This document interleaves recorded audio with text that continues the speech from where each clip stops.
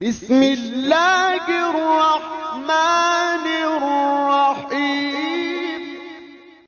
یہ بات ہمیشہ ملحوظ رکھیں، جب آپ کسی کی مدد کرنے جا رہے ہوں تو صرف اللہ کی رضا کو ہی ملحوظ رکھیں۔ جب آپ کسی سے صلے کی توقع رکھیں کہ کل یہ میرے کام آئے گا، تو آج آپ کو اس کی مدد کرتے ہوئے راحت اور قلبی مسرت اور حقیقی خوشی نصیب نہیں ہوگی۔ اور دوسرا، جب کل آپ کی توقع کے مطابق وہ پورا نہیں اترے گا تو پھر آپ کو اس سے تلخی بھی ہوگی، یعنی آپ کو کسی کی مدد کرتے ہوئے اس کی حقیقی مسرت سے محرومی، دوسرا اس کے توقع پر نہ اترنے سے آپ کو اس کی تلخی بھی سہنا پڑے گی۔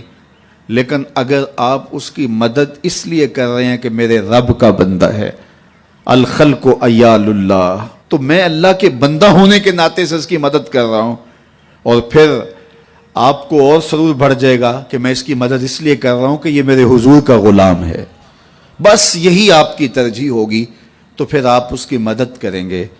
تو کوئی اس سے آپ کی مستقبل کے اندر توقع وابستہ نہیں ہوگی، تو آپ کو پھر اس کی مدد کرتے ہوئے اللہ تعالیٰ جل شانہ تسکین عطا کر دے گا۔ اچھا، نفس بڑا ظالم ہے، یہ شامل ہوتا ہے کہ آپ یہ کام کرنے جا رہے ہیں تو چلو تھوڑی سی تشہیر بھی ہو جائے۔ حضور علیہ السلام نے فرمایا، جس شخص نے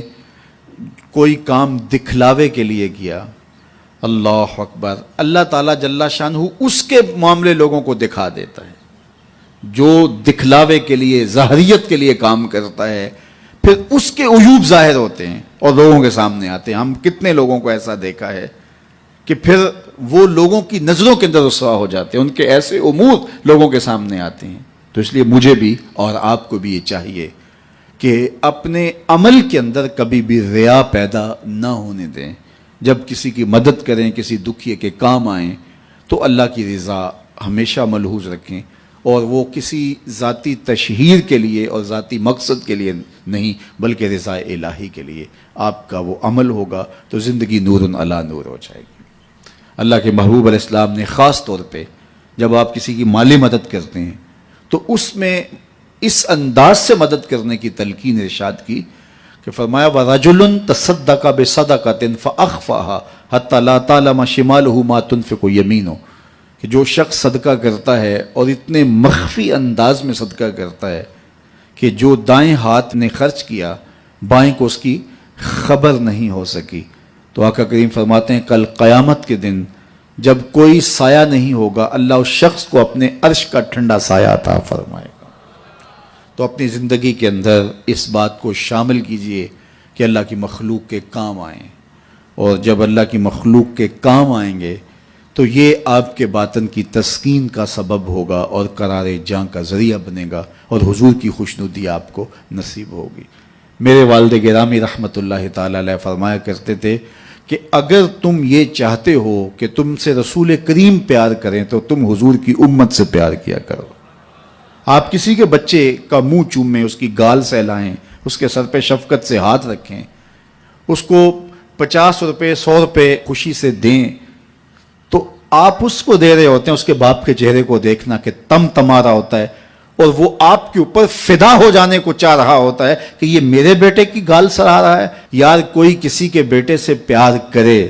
تو اس کی شفقتیں آپ پہ برس رہی ہوتی ہیں، تو جب رسول اللہ کی امت سے کوئی پیار کرے تو رسول کریم کی رحمتیں کتنی برس رہی ہوتی ہیں اس کے اوپر۔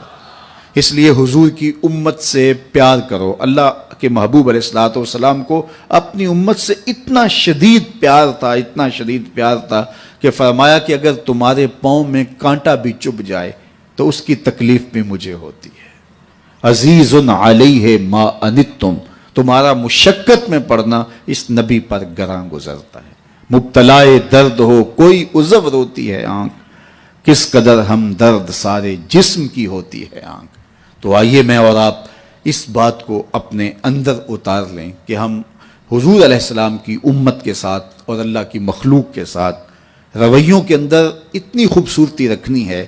کہ حضور علیہ السلام کی ہمیں رضا نصیب ہو جائے۔